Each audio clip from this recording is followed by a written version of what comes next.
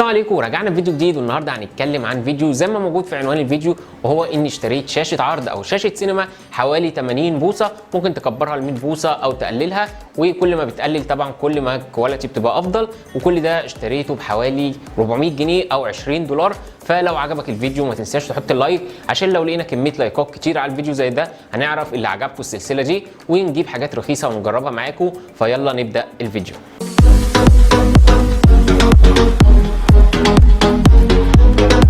وهنا اول حاجه علبه الجهاز، هتحس ان انت شاري طقم كوبايات ب 12 جنيه. فالماتيريال بتاعت العلبه هتلاقيها سيئه جدا او اكنك شاري حاجه رخيصه، وده بيرجع طبعا للسعر بتاعها. وهنا طبعا بيقول لك هنا بعض المواصفات انها ايزي سيت اب، يعني سهل الاستخدام، وهنا اتش دي سبورت او بيدعم الاتش دي. وهنا بيقول لك ريموت كنترول، والسماعات هنا ستيريو، بس طبعا السماعات هنا تعبانه فلازم تستخدم هنا صب. وهنا طبعا بيقول لك ان هنا وزنه نص كيلو، وبيقول لك هنا بيشتغل 60 انش او بمقاس تلفزيون 60 انش. طبعا انا شغلته او كبرت شاشه العرض على 80 انش و100 انش، ما فيهاش اي مشكله. بس طبعا كل ما هتكبر كل ما هتلاقي الكواليتي بتاعت الشاشه بتقل. ولو هنفتح العلبه من هنا، اول حاجه هتقابلها هتلاقي الشكل ده هتقابله، وهو اول حاجه هتلاقيها الريموت كنترول. هنا طبعا ريموت كنترول عادي جدا ما فيهوش اي حاجه. طبعا هنا بيشتغل بالحجار الرفيع ده. وهنا طبعا الشاحن، طبعا علشان جايبه من امريكا فهنا الاستخدام بتاعه لازم تجيب له وصله علشان تحطه في الفيشه. كل دوله طبعا بيبقى ليها نظام كهرباء معين.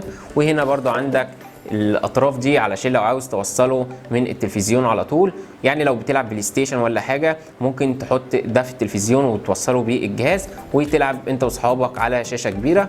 وهنا طبعا عندك الجهاز، وهنا طبعا عندك كتالوج اللي بيشرح لك فيه ازاي تشغل الجهاز. فدي كانت محتويات العلبه، ما فيهاش اي حاجه تانية. وطبعا هنا عندك ده شكل الجهاز. طبعا اول ما تمسك الجهاز هنا الخامات بتاعته كلها جايه من البلاستيك، بس الخامات مش تعبانه، يعني من تحت هنا البلاستيك بتاعه انا شايفه متين، ومن الجناب برده، بس من فوق هنا هتحس اللي هو خفيف شويه. ودي برده حاجه زي ما قلنا ما تعبهوش، احنا بنتكلم بجهاز او بنتكلم في جهاز ب 20 دولار، فدي حاجه انا شايفها كويسه جدا. وبرده عندك بعض الحاجات، يعني هنا عندك زرار اللي بيشغل وبيطفي الاون والاوف. وهنا عندك ده زرار الباور، مش زرار الباور اللي هو بتوصل فيه المشترك او الفيشه بتاعت الباور.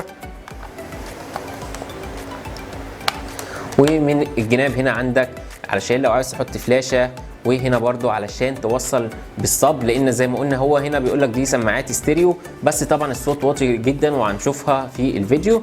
ومن هنا برضو زي ما قلنا عندك لو عايز تحط ميموري على طول او كارت خارجي مكان او بدل الفلاشه وانت حاطط عليه افلام ولا حاجه وعايز تشغلهم، فهنا عندك زي ما بنقول فلاشه او كارت ميموري عادي جدا. ومن هنا عندك ده زرار علشان تظبط الجوده بتاعت الشاشه، يعني اكنك بتظبط زوم كاميرا، يعني كل ما بتحركه كده بتلاقي الشاشه بتزغلل او بتظبط، حسب كل واحد بقى انت بتظبطه ازاي. وهنا برضو عندك بعض الزراير علشان لو الريموت الحجار خلص او الريموت ضاع منك فممكن تستخدمهم، يعني عندك هنا زرار الباور، عندك هنا زرار الاوكي، عندك هنا الازرار بتاعت التحرك يمين وشمال وتطلع فوق وتنزل تحت، وعندك هنا برضو الزرار بتاع الباك علشان نرجع لك للصفحه اللي قبليها. فدي كانت برضو عندك زراير مهمه جدا علشان لو فقدت الريموت.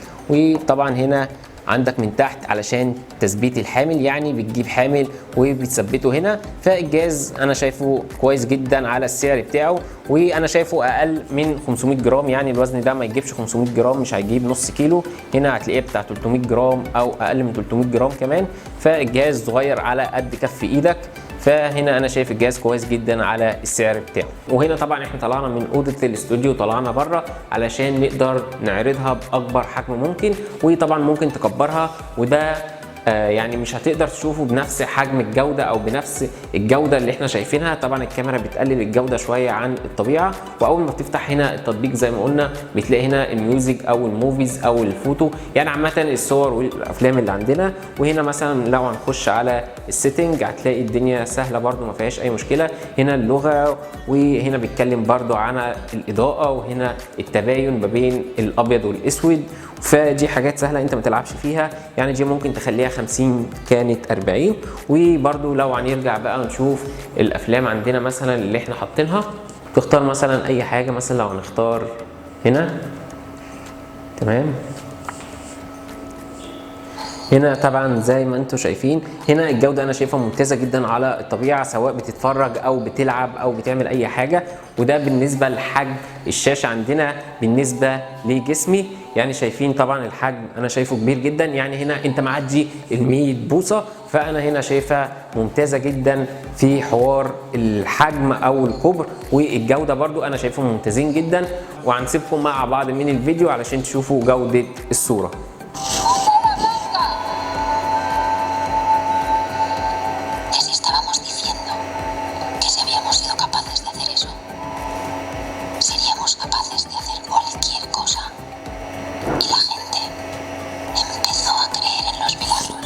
طبعا الصوت هنا زي ما قلنا الصوت هتلاقيه ضعيف جدا، فما ينفعش تتفرج الا لو معاك صب خارجي وتقدر توصله زي ما قلنا في المكان بتاعه، وهتلاقي الصوت بقى ممتاز. يعني لو هتجيب له صب محترم مع جودة الصورة هنا فانت هتاخد تجربة مشاهدة ممتازة جدا ومثالية في بيتك، وكل ده ب $20.